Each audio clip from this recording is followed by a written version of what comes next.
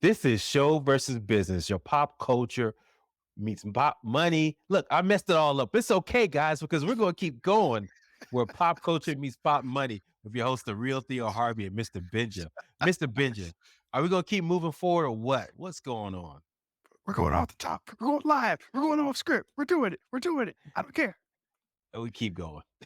Just bust it out. That's how we do, man. Hey, man, things going good. Things going good. I like some of the things that's been happening this week. I think we got a few good ones to talk about.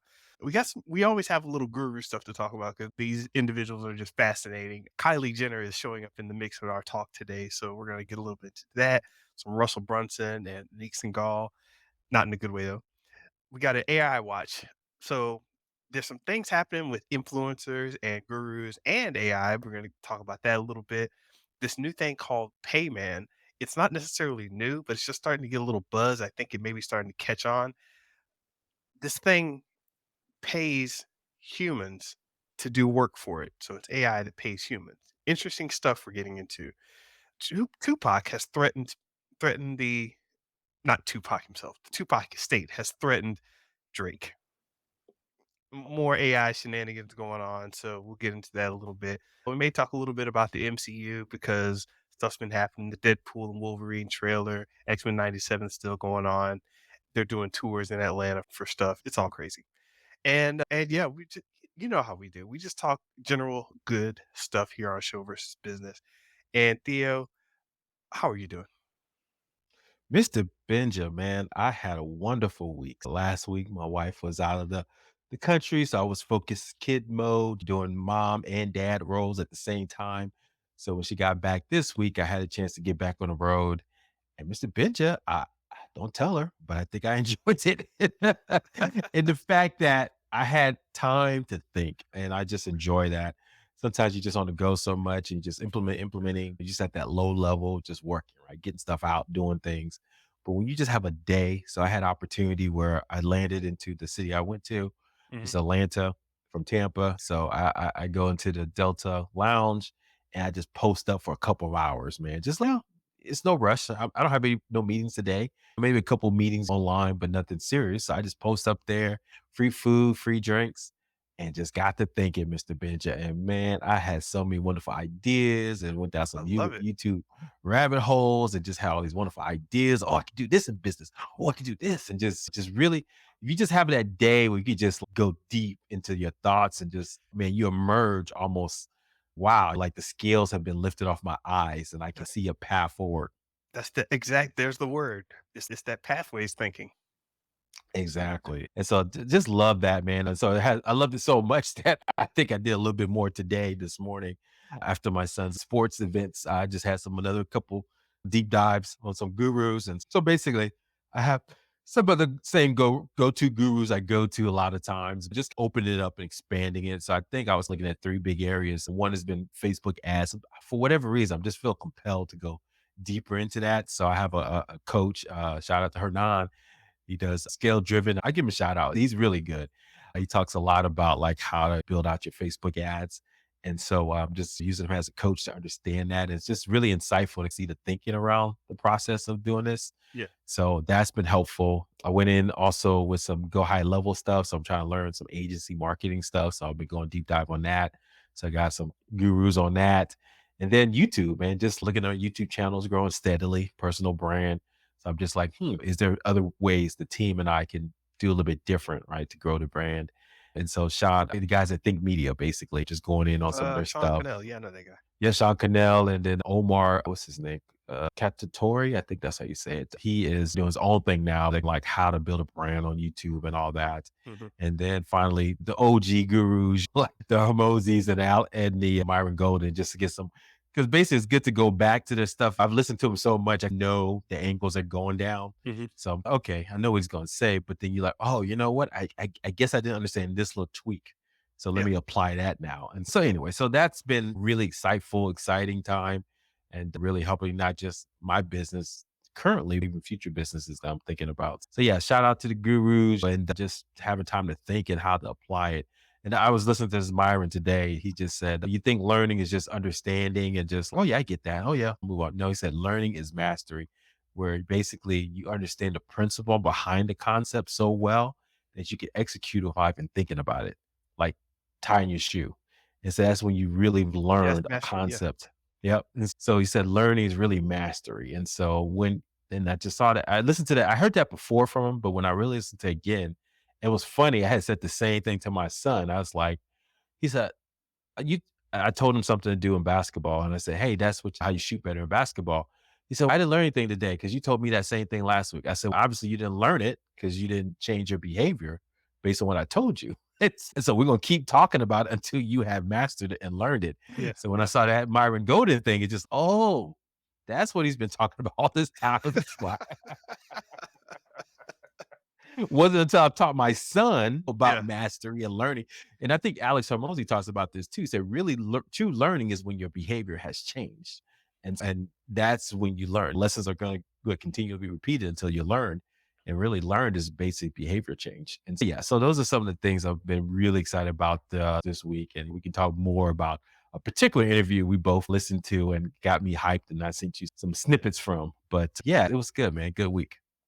I I was listening to an audiobook, and I can't remember which one, and it wasn't about mastery and the like, but it touched on it.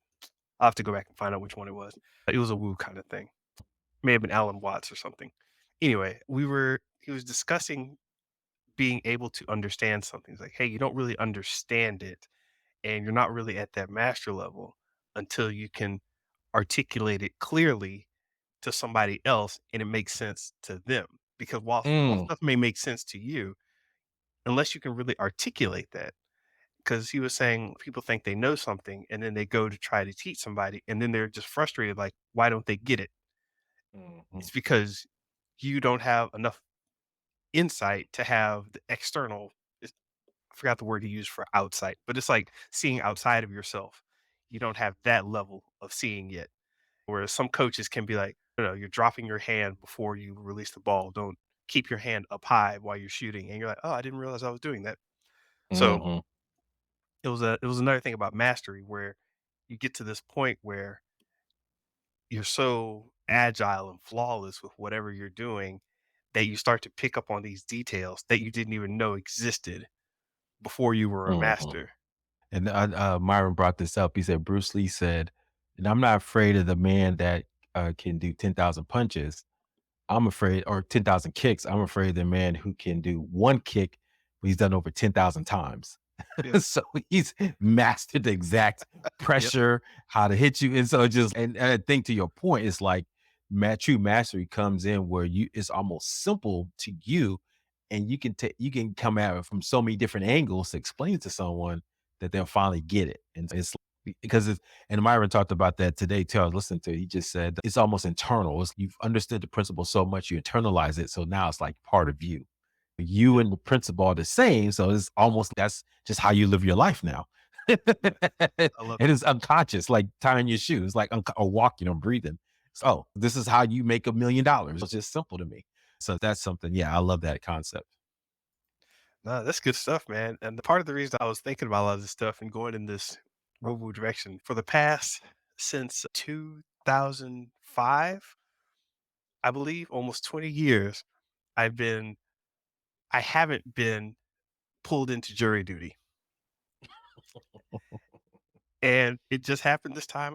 I sent in 2 excuses. The first one was typed up. The second one, I actually sent an actual letter. Sometimes you send a letter, they're like, "Oh, a letter." And they actually look at it instead of just hitting deny on the email. So I sent 2. Pro tip. I didn't get my Message. I didn't get my excuse accepted this time, and I'm like, "Man, after 20 years, I have to actually go in."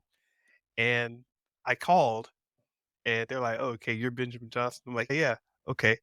And I hit the little phone buttons, and I was waiting for the prompt to go talk to somebody. She said, "Hold on," and all of a sudden you heard that little click, like you switched over to another service, and the service said, "Hello, Mr. Benjamin Johnson. You are expected to show up at," and I'm like, didn't even give me a chance to talk to somebody. So, yeah, I went down there and said, "Hey, listen, man, who do I talk to?" And they're like, "Hey, the next person you talk to is the judge, so you're gonna have to wait on him and actually stand here and do this." I'm like, "All right, cool." It was a whole morning, right? And I won't get into the jury process, but I had a whole morning to sit down and think. And I'm just seeing all these different people, and Mhm. it's a whole different world over in the court. So yeah, I was just sitting around thinking, and we were talking about pathways and different ways to get to a solution. And I had thought about all of these different ways to get out of jury duty for 20 years. And finally I'm there. And the one thing I hadn't thought of was just accepting it. You know what? This is jury duty. I got a morning here. I can hang out, talk to some different people. They're stuck here in the room with me. So I turned around and was like, "Hey," started a conversation up with a bunch of people. And it just became a thing. And I was doing my writing, right? So I had my little jot book there, and I'm, thinking of things to add to the book or rearrange, remove, whatever on this book I'm working on. And once again, whenever you're doing something like this, something surprising comes up. Mhm. I have these illustrations that are going in the book, and I couldn't figure out how to make them work with my schedule, like what I'm trying to do. And all of a sudden, the solution of watercolors came up. I don't know Okay. where that came from. I do know where it came from, but I needed something that I can do quickly, that doesn't take a lot of work. I don't have to prep canvas or anything. It's just like watercolor paper. It's just like a pad of paper. It's simple, it's effective, it has a certain touchable look that I wanted with the job book and all that. So long story short, basically, it took me to some new place in my thinking just by sitting down and accepting, okay, I'm here at jury duty. I'm going to take things differently. Maybe I can. And somehow watercolors came out of that whole thing. I haven't touched watercolors with any seriousness in my entire life. That's actually a gap in my artistic journey. It's just Mm. watercolors where I've tried them, but just never cared about them. So now, yeah, pathways thinking, trying different gurus, just releasing yourself to grasp onto something different. It's all connected, and I love it. It is, Mr. Benja. Yeah, And maybe we'll talk about it later, but one of the podcasts I shared with you, Ryan Pineda had Russell Brunson on one of his podcasts. And I think that was the first podcast I've heard Russell go on in 3 years, he mentioned, because I think he's just trying to get back out there again. It was an interesting concept because let's be honest, I consider Russell Brunson kind of like up there with he's like that bridge between the old school guys who you knew, like the Dan Kennedys or the Sullivans who like knew how to market. We had infomercials and mail, direct yeah, mail, all that kind of stuff. But to this internet age, I think Russell Brunson's right up there because you can directly trace Myron Golden, Alex Hormozy, even Ryan Pineda, and other guys from there from him. And he's been in the game for a while. He's coming back out trying to see what he can do. But one of the things I kind of he mentioned was he's writing a book. And one of the things he came up was this concept was like, what makes $1 million seller, a bestseller book? And he said it's really about keying in on a simple concept, but that's complex and is in his journey. And so if you can come up with one thing that's like simple, so, for instance, he mentioned How to Win Friends and Influence People. yeah, Said that book has stood the test of time because it's a simple concept, but complex in how you implement and how you yeah, think about it in deep in the details of what goes into that. And he said, when you analyze all the different books that were bestsellers, that's the thing that they did. And he said, if you come up with that one concept, he said, basically, that's what you'll be known for, probably even after you die, if you can get to that next level. yeah. And me and you talked about it last time on the things that you're writing. I was like, I think, Mr. Benja, you might be onto something like that. And I had an epiphany recently too that I might have something like that as well. And so I'm Of working course you on do. and that could be the thing that I hang the life's work, that book, that whatever that thought, the idea that, hey, this is it. This is what it all sums into. This is what I'll be known for. And so I think that's what you need to get to in your entrepreneur journey, but just in your journey in life, if you can become known for that one thing that submits you into the world, I Yeah. think that's huge. You could literally become the guy that wrote the book on insert subject. So Exactly, that exactly. that phrase that they say, "Hey, he wrote the book on 10x. He wrote the Yeah, book yeah. on To next. crushing it. He wrote the Yeah, book on $100 million offers." yep. If you think about it, who's making $100 million offers? This guy wrote the book on it, literally. Alex Ramosi. Exactly, and that's the key, and that's the key. Yeah, Alex Hormozi, Gary Vee, and Grant Cardone. But you're right; those are the things that probably outlast them. And you're right. I think 10x is also. It was such a simple concept. Basically, do more, you get more. That's Yeah, basically all Grant Cardone was talking about. But the complexity of all that went into it and the detail, that's why it's gonna stand the test of time. How to win friends and influence people, right? It's just so if you can come up with a simple concept that's, wait a minute, this is too simple. That's all it takes. Yes. And you go into details yeah, and stories and and levels to it, then that's when you become known as the guy. And so I think we can hint to that what you're building. When I read your book, I immediately saw the implications of how it could be used. I'm using a part of it as well in the way I think. So I think there's something there, and you can own that whole arena. yeah. Real quick, do you have any other examples of those that have stuck with you? For me, when you started talking about that, I jumped to A Man Thinketh. Yep. It was just like, The greatest salesman in the world. It's a simple concept of how you sell. mhm, There's a million of them out there, Mr. Benja. There's so many. I'm just trying to think. Heck, even in sports, I'm looking at this book right now. Kobe Bryant, he created the Mamba mentality. I told many people, I'm a Laker fan. I love Kobe as a basketball mhm, player. I guarantee they'll long forget about Kobe, who he was as a person, but they'll yeah, remember the Mamba mentality. yeah, Oh, exactly. you just don't have the Mamba mentality. Year 2022, 24, and you'll be like, "Where?" We don't even know. Even now, there's sayings that we say, we don't know where they came from. Yeah, So, that is good stuff, and I love it. And yeah, Jordan could have had that book, but he he didn't. could've. Yep, So yep. it's just what's a Kobe book might that be needs to be outlast written? Jordan. Yeah, because he basically was the baby. Kobe took the concepts and made it his own, and he publicized it. And so now, because there's a guy now in the NBA, his name is, Anthony Edwards. He's Okay. got that Mamba mentality. Not too many guys in the NBA are like that aggressiveness and very competitive guy. Like even LeBron, he's never been like that. Right. But you could tell there's gonna be this lineage you're gonna see in the NBA of these guys that have that Mamba mentality, and that's gonna last the long term. And not just in sport. I don't even think it's gonna last in NBA. They'll probably take it to other areas and other sports and other business and things like that. So yeah, I think there's tons of them, Mr. Benja, but I think that's the key in life. If you can get a concept that's so simple, but the way you think about it, the way you thought about it, and the details you go into in your book, that's how you become known as that guy. And you're good. You can go speaking about that for the rest of your life. Man, Daniel Priestley, he created that concept, key person of influence, right? And it is something that we all knew. You're the guy that everybody goes to, but he quantified it, wrote a book about it, and detailed it. And Brunson had the idea like that. It was called the attracting character. Basically, you be that guy that leads everyone. Was one chapter in his book about ClickFunnels. And so, yeah, we get your point, but was it deep enough to expand upon what it meant to be that attracting you character? you So talked it's about not it. like these ideas, yeah, exactly. You can talk about there's tons of ideas we can talk about, but if you write a book about it, Mr. Benja, you the guy. It's done. I So I love it. yeah. Yeah, man. So these gurus, man, they're just tripping me out, and I've come to the realization that as no matter what they're about, I always go to a guru. Even if they're off their rocker and not quite right with all the facts and everything, I'll check them out. And then when I check them out, I can start finding out, okay, if I don't want to listen to him, who do I get it from? Okay, he's got this concept. Because the one thing I found about all of them is that they're on to something. Like they've got something that they're so riled up about and people are going on about. If anything, I'm like, okay, if I can learn something from this guy, at least let me learn who the maybe the people behind the curtain or the better people are. Sometimes I'll go to a guy's website and I'll look him up and say, "Oh, that's interesting."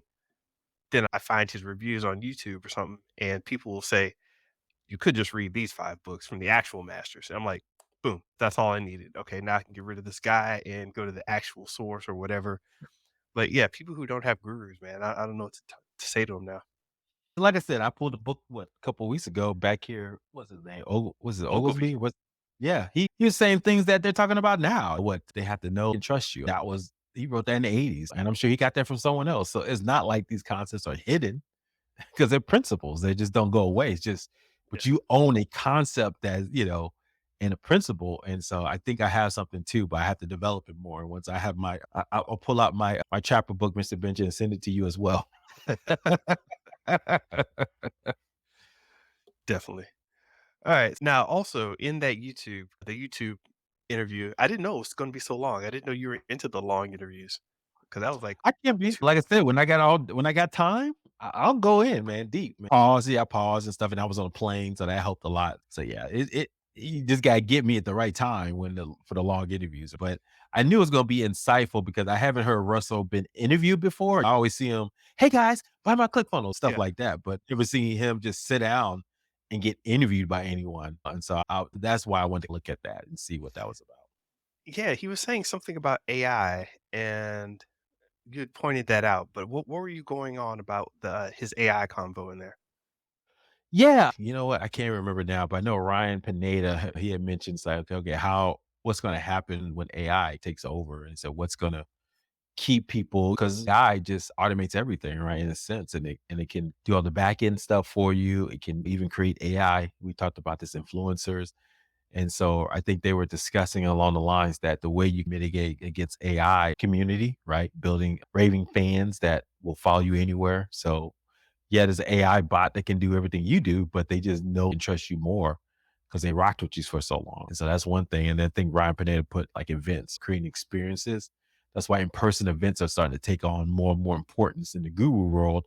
All of them have some kind of live event now because they know they gotta get people in a room and see you and talk to you and know that you're a real person, not some YouTube AI bot. So I think Russell Brunson co-signed the whole having a community that rocks with you over time. And so I think that's what he was hinting at, how you beat back the gurus that will be coming that are AI generated.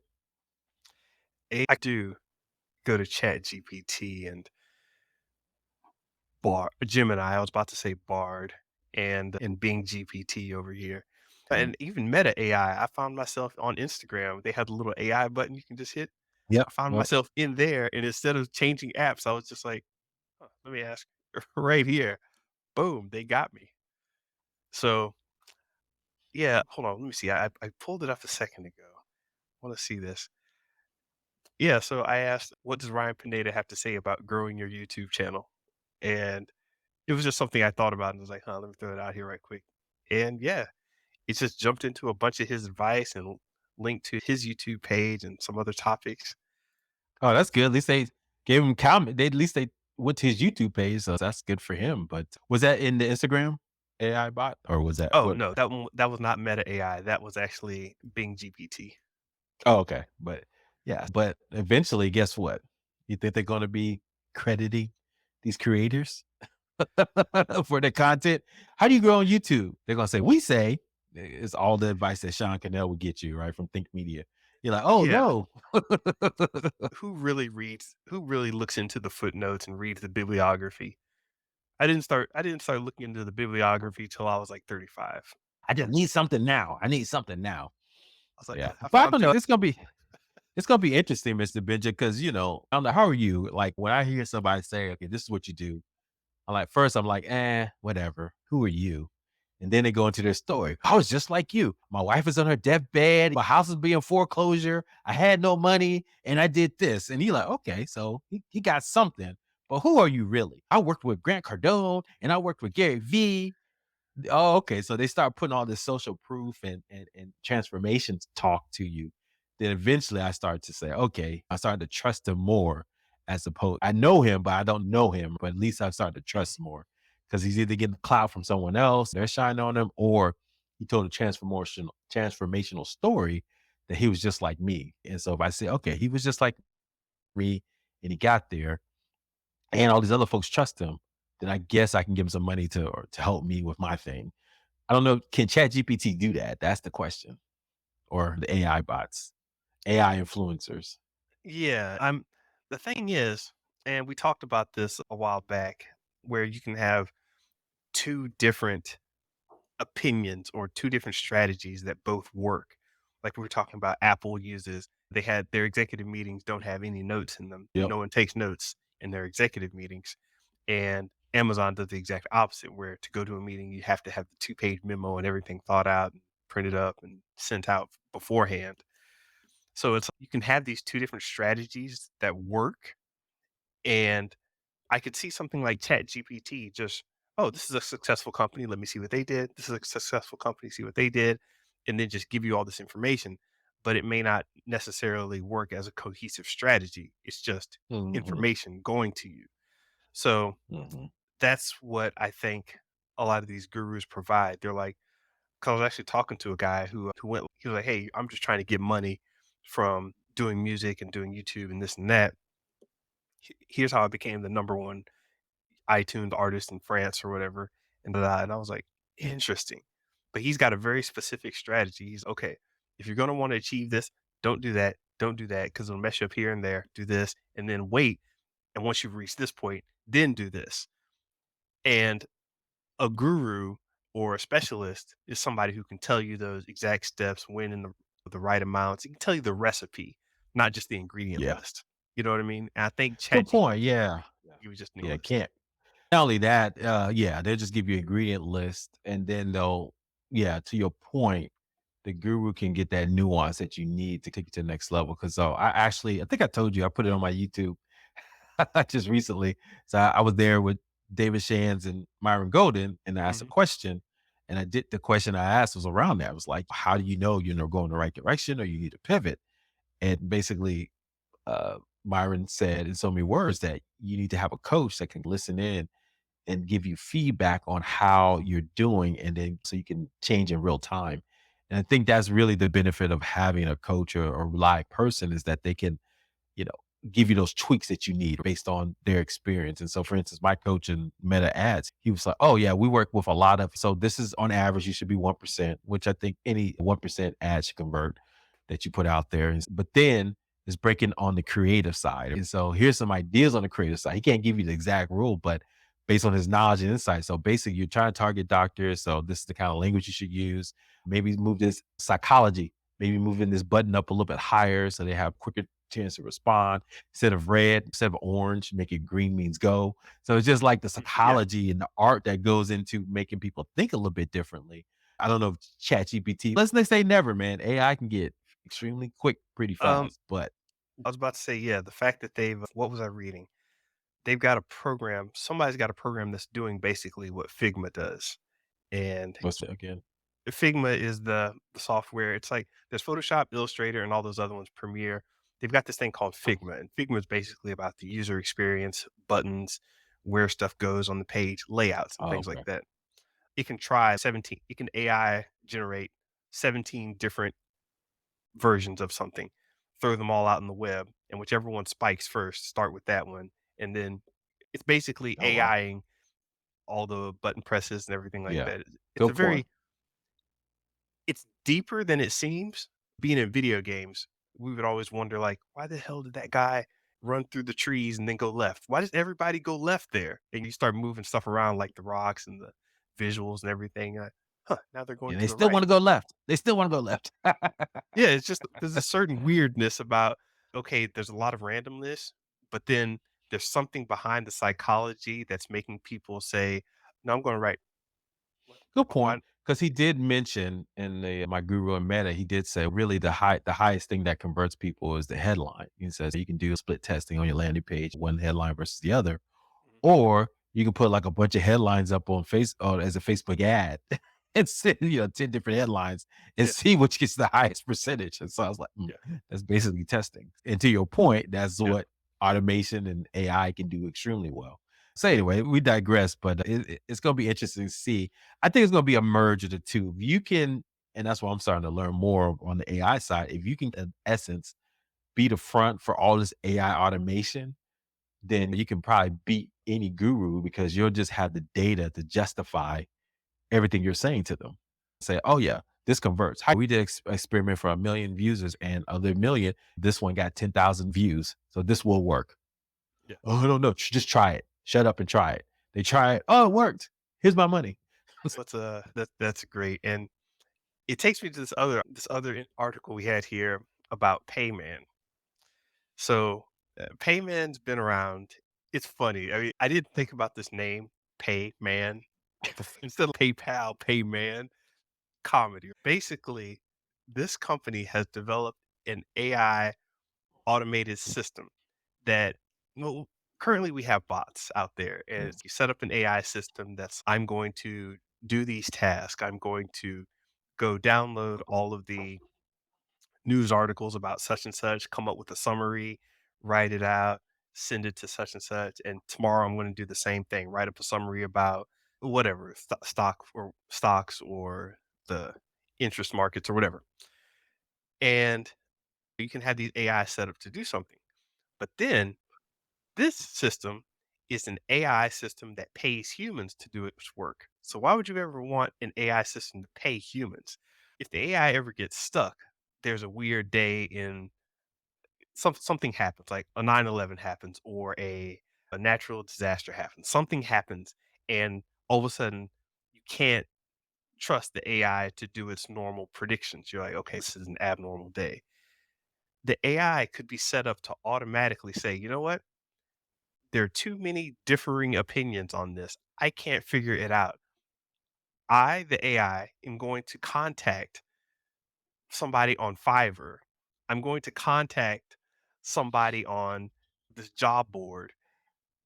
The AI is actually going to go out and pay a man to fill in this blank that it couldn't do and then get back to me. So now I could just set up an AI and say, hey, anything you're confused about, go hire somebody. So Mm, mm-mm. some dude in Ukraine, some dude in Pakistan somewhere, he gets an AI. Hi, I'm Payman. I'd like you to do this task. Do you accept? Sure, guy.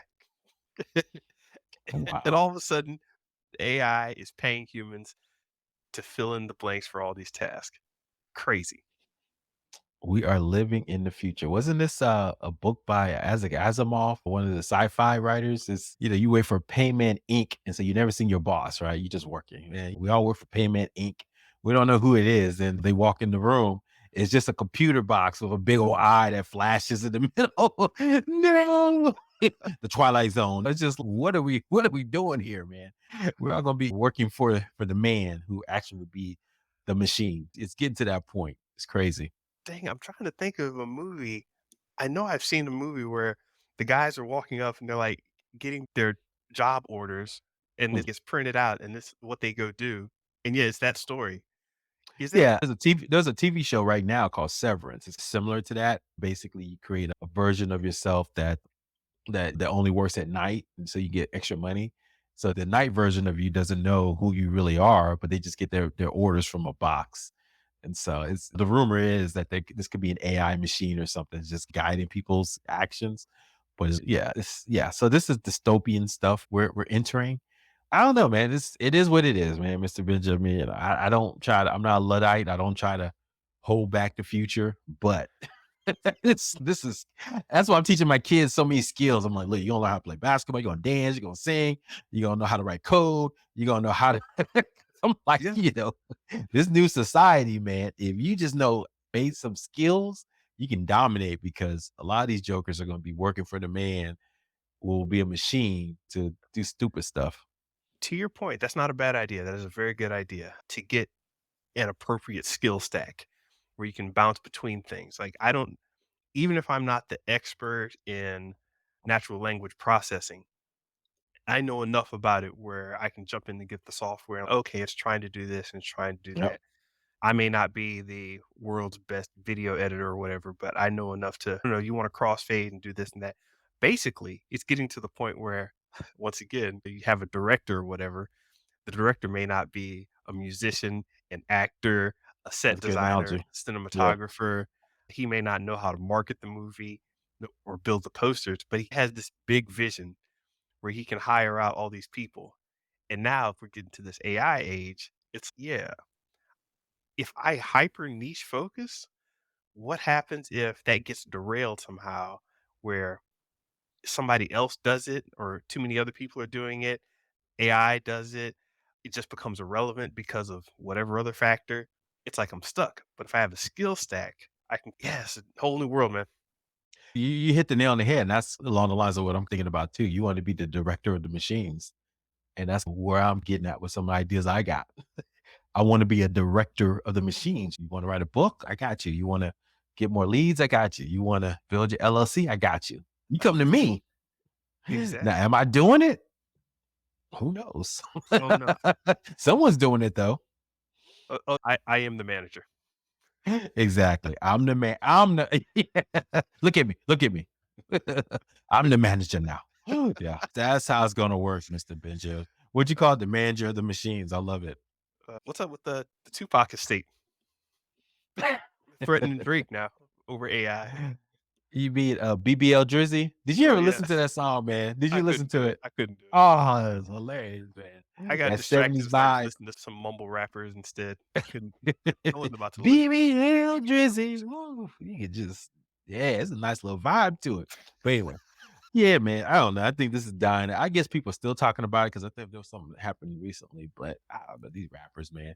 What do you think? I don't really have a comment one way or the other. I think it's just a way to keep things relevant. But these folks, these rappers are almost getting almost laughing stocks a little bit, right? It's one time we all, oh, I could be a rapper. I'll do something. But now you got rappers selling insurance or you got rappers working hanging with Martha Stewart. They're not like the top notch. That skill set is not like it used to be because whenever they release a song now, you got the exact words and you see what they're saying. So it used to be some kind of it's still skill there. I don't know if it's as worthy of a profession that when we growing up to No, aspire to.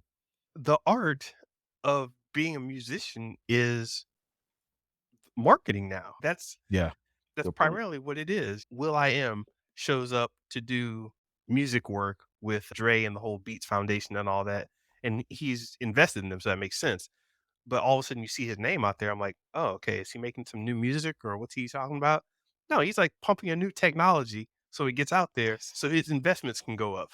Same thing with Nas. Hey, why is Nas on a song? Oh, Nas is partnering with such and his name out there. It's, oh, okay, so he's marketing this and that. Mhm. T-Pain, same thing.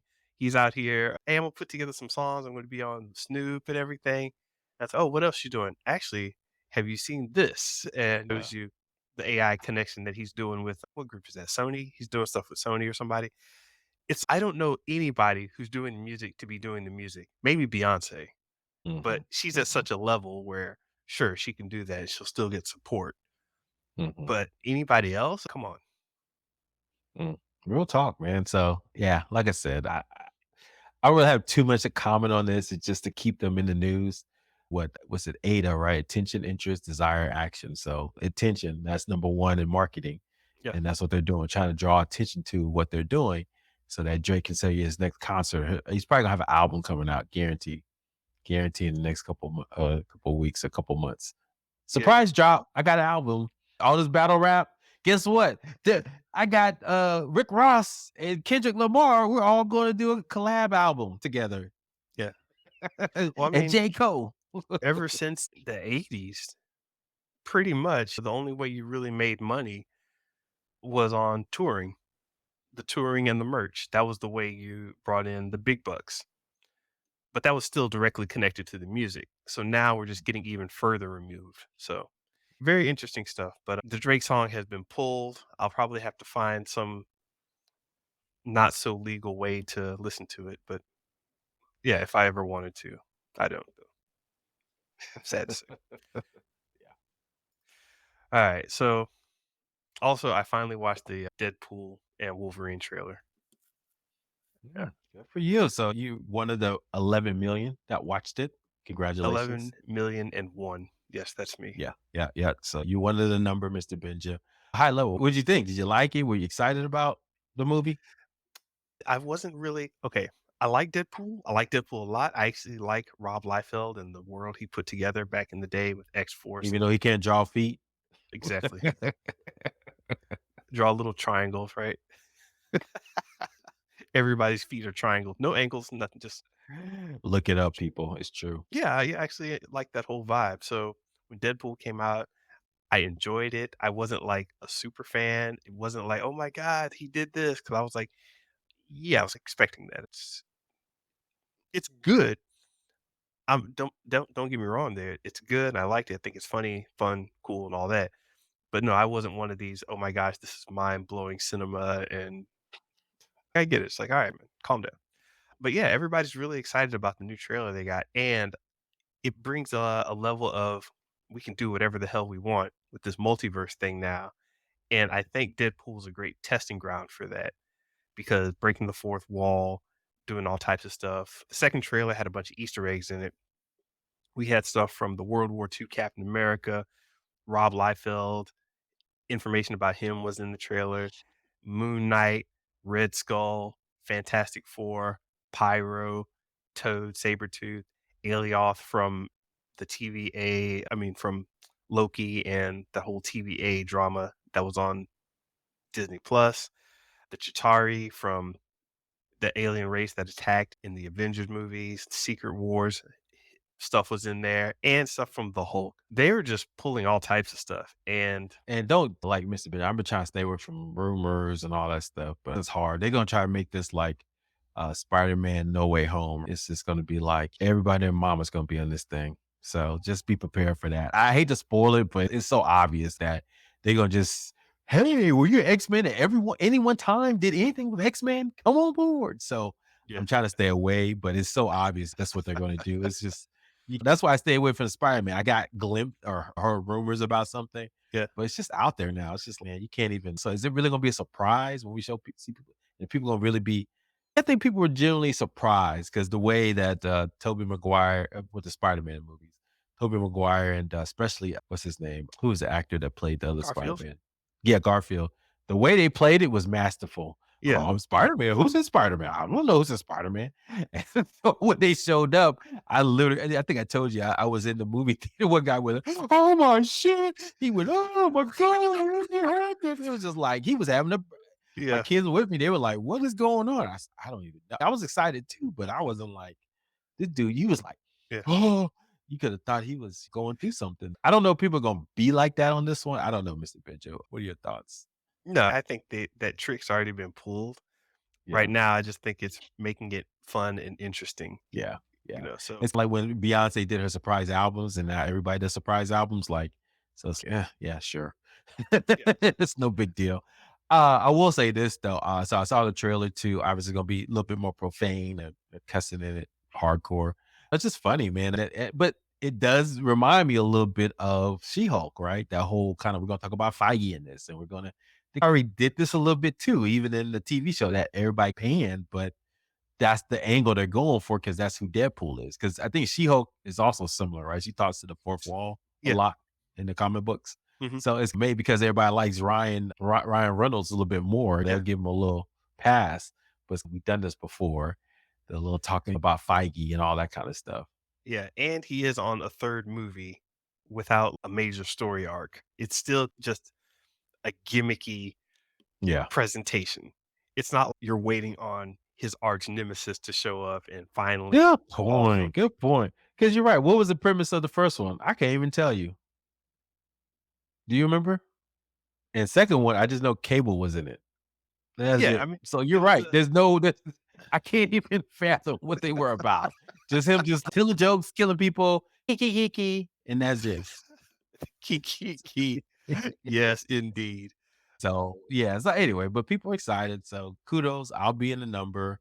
I mean, I'm sure I'll like it, but it'll be one of those, it's like you eat something and then an hour later you're still hungry. So I saw it, cool. But I don't know if this is gonna be the savior of the MCU. Do you think that's what this is gonna be? If nothing else, if they end it with a post-credit scene with, now here the X-Men movie coming out, X-Men 97, the reboot, Yeah, yeah.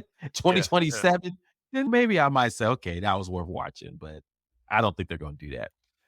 Yeah, as I said, I think it'll be entertaining, but there's nothing Deadpool has never been important.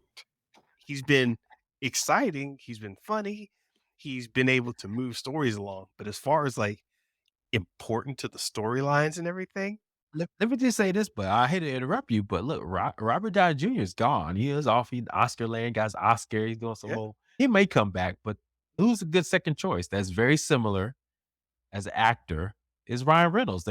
They pretty much are the character they portrayed. You can tell the way they talk in real life is very similar to who yeah, they portray. So Ryan Reynolds, why not? Why can't he be the central point of MCU going forward? That'll be interesting. very interesting. Yeah. I don't know, it's what's the release date for that one?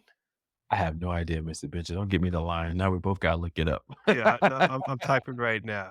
We both do it. July 26th. Got it Alright, before you. But my yeah, I mean, my that's search skills are weak. Yeah, it'll be here before we know it. But yeah, everybody's gonna be in it. Like I said, literally, don't if you YouTube it, they'll tell you all the secrets of who's gonna show up and all that, which is fine. So would you the look, be honest with you, now that Hugh Jackman's like standing next to and wearing that classic yellow outfit, he don't give me that Wolverine feel though anymore. What do you think? Because I'm so used to Wolverine being a little shorter, a little bit stocky, and with the yellow outfit on, Yeah, and you got Hugh Jackman was always taller, right? We just never noticed it as much. Now they put him in his classic outfit. You're like, ooh, it takes you out a little bit. that didn't bother me so much, but the thing is, it felt cheap. Like, the whole thing felt and I don't mind that for Deadpool, which is yuck yuck jokes and whatever, but now I'm thinking of the rest of the MCU and the TVA that has this epic feel to it. This does not have an epic feel to it. This okay, if you had an old comic book, sometimes you used to roll up comic books because you just didn't care. You stuck it in your back pocket, rolled it up, whatever. You read it while you're on the toilet. Think of that versus a nicely bound hardcover book with its own sleeve and zip up jacket. You're like, wow, this is a very nice book. What are you reading? Oh, I've got Deadpool. Hold on, let me pull it out of my back pocket because I just came out the bathroom from taking a number two and I read the last couple pages. Let me tell you. I mean, it doesn't matter how good it is. You go ham on Deadpool. It Going just ham on feels Deadpool. cheap. I love it, but it just can't excel. I think it has to springboard into something better for that character to keep being relevant. Yeah, can it? I don't know. But if it does, then it wouldn't be Deadpool. So it's have to stay that raunchy little kind of off-brand kind of thing. But it's weird because Marvel's so down now that they're gonna have to use it as something. It's like when the Joker blew up for DC, the one that got $1 billion with Joaquin Phoenix. Yeah. And it's like, you're like, oh, DC's man, this thing worked well. Do we go down that route? This is the artistic version of Batman. Do we stay our choice? So they eventually decided to do both, which is fine. But I don't think MCU has that option. They're trying to tell one cohesive story. So if everything is funneling to Deadpool now, then they may have to use him as a centralized little piece and pull this. I guarantee they're going to introduce the X-Men here, right? Yeah. And these are going to be the X-Men for the next movie. That's my prediction. But to your point, they introduced them with like you said, a character that's never been serious about introducing anything of consequence in the MCU. So it's going to be interesting to see how they play this one. I don't know. Yeah, I can imagine a couple movies down the line, Doctor Strange, there was that odd fellow in the red and black who just wouldn't die, and he gets turned into a footnote that launches, Yeah. like, Secret Wars or Yeah, Doom exactly. into the picture or something, Yeah. Yeah. So anyway, we'll see Very what weird stuff. happens. So good luck, MCU. Do you want to go quick into X-Men 97 general talk? You know what? Dr. Chris was here, we talked about it with him a couple episodes back, and you got me y'all have got me watching this thing now, and man, Yay, it's Mr. so Benja's doing it. just in general, why is it so dense with information and Yeah, stuff it's a lot. happening? It's just I don't know if this is the younger generation just needs stuff fast or they really expect all the old heads to have watched it or it's made for it's just very interesting to me how they're playing this short story. Yeah, it's a lot because even the last episode, spoiler alerts a little bit. Okay. Yeah, spoiler. So don't if you haven't seen it, yeah, don't listen. So simple as that. Yeah, so this one they introduced Bastion, who's the super villain. It's like half man, half Sentinel, and he can create Sentinels as well. So he's this XI kind of hybrid. He's been a central kind of figure of X-Men lore for a while, which is fine. I've never been that deep into the X-Men to really care who Bastion was, but the internet kind of freaked out again because, oh, this is exciting. But you're right. I was watching that episode, the last episode, Mr. Benja, and it was like, dude, I'm watching this. It was a lot of information. It's 15 minutes in. I was like, this is a lot of talking. And it's Yeah. only a 35-minute. So you're right. It's just, and then they introduced Cable again. Wait, how'd it go again? I like Yeah, yeah, yeah, yeah, yeah, yeah, yeah. Just like information down your throat, man. Just a machine gun. Just yeah, yeah, yeah, yeah. In 2 seconds, Cable shows up. Him and Cyclops see each other. Cyclops gets mad at him, And then he realizes that's his son. And then Cyclops said, not time now, Dad. And just like, what the hell was that? Within 2 seconds. So anyway, yeah, it's a lot of information they're introducing pretty quickly. Yeah. What they had me cracking up, Mr. Benja. I don't know if you saw that one with Charles Xavier with the Shatar. Was it the Shatar or what was it? In the Shi'ar? Thank you. He was with the Empress, Yeah. and he was sitting there. He had this vision about the X-Men. He said, "Wait a minute, they were hanging out, drinking wine, making love." Dude, what kind of In show is this? invading And now they everybody's did. space. Come on, man. So anyway, so it's a lot, but I'm enjoying it. But we'll see how it's going to end. But I think it's got people excited again for the X-Men. So absolutely, I think Feige is probably making edits even as we speak right now, trying to cram as many X-Men into Deadpool because they're hot now. Yeah. There it is. Yeah, basically, and yeah, and even when Rogue, she that whole thing with her and her emotions, how she was feeling. Nightcrawler dropped a bomb ass speech in the eulogy, but it's "Hello, everybody, I'm Nightcrawler." Sad speech. All right, what's next? And Exactly. Oh and no, all he dropped, yeah, you're my sister. I'm like, dang, they just dropped that. If you didn't know that Mystique has, and they didn't say anything about Mystique yet, but yeah, they're sisters. That's his sister. So yes. it's wow, they're not dropping. It's just boom. Yeah, yeah, yeah, yeah, yeah. You know what I was saying about Rogue when she switched to the dark side for a second, and everybody gasped and was like, "All right, carry on." So Yeah. it's just heavy stuff, but I think the show is to your point, serving a purpose of just throwing so much out there. They see what sticks, what people liked, what they didn't like, what works and what's not going to work. And then they can start to parlay this into whatever X drama comes in live action and what big movies they could do.